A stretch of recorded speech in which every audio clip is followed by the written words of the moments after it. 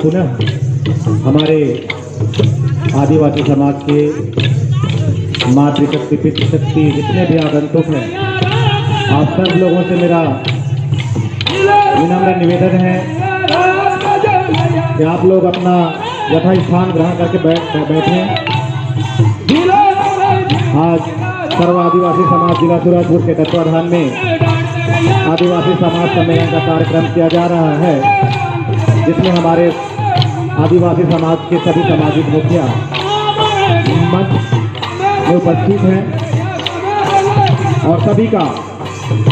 इस सम्मेलन में हार्दिक सेवा जोहार है, वंदन है, अभिनंदन है।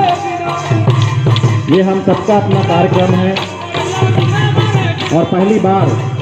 यह ऐतिहासिक रूप से कार्यक्रम होने जा रहा है, जहां पर हमारे आदिवासी समाज के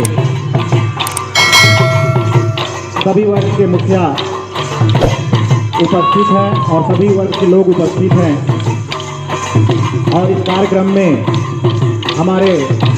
आमंत्रण को स्वीकार करते हुए हमारे प्रदेश के मुखिया यशस्वी एवं लोकप्रिय मुख्यमंत्री श्री भूपेश बघेल जी का आगमन कुछ ही देर पश्चात होने वाला है।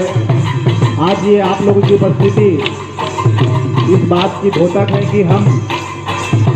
चाहे तो जिस जगह है जहां पर हैं